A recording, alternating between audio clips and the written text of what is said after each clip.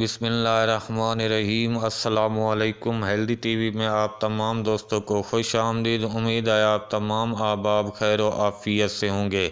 आज की वीडियो में जो नुस्खा आप दोस्तों के साथ शेयर कर रहा हूँ, ये ऐसे बच्चों के लिए है जिनको पानी की तरह दस्त आते हों या पेचकस ना रुकने का नाम ले रहे हों।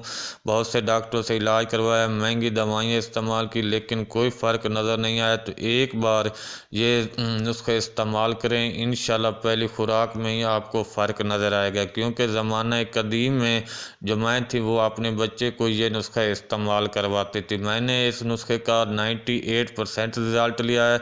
उसके बाद आप दोस्तों के साथ शेयर करने लगा हूँ। तो नुस्खा बताने से पहले आप दोस्तों से गुजारिश है कि अगर आपने हमारे चैनल को सब्सक्राइब नहीं किया तो सेहतमंद रहने के लिए हेल्दी टीवी को सब्सक्राइब ज़रूर कर दें।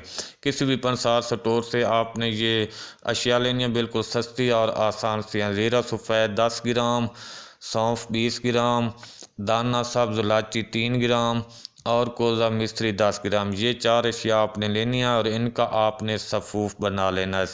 2 रत्ती यानी 1 चुटकी सुबह, 1 चुटकी दोपहर और 1 चुटकी शाम को बच्चे के मुंह में आपने डाल देनी है। 1 साल से लेकर 5 साल तक के बच्चों के लिए ये खुराक है। इंशाल्लाह पहली खुराक से ही वाज़िया फ़र्क नज़र आएगा। 15 बच्चों पर मैंने ये नुस्खा इस्तेमाल किया है और इसका जो रिज़ल्ट लिया है वो 98% लिया है। ऐसे बच्चे जो बहुत कीमती दवाएं इस्तेमाल कर रहे थे और उनको फ़र्क नहीं पड़ रहा था, इस नुस्खे से उनको आराम आ गया। सादा आसान सा नुस्खा इस्तेमाल करें और अपने दुआओं में याद रखें। मिलते हैं अगली वीडियो में एक नए नुस्खे के साथ, एक नए टोटके के साथ। तब तक के लिए अल्लाह हाफिज़।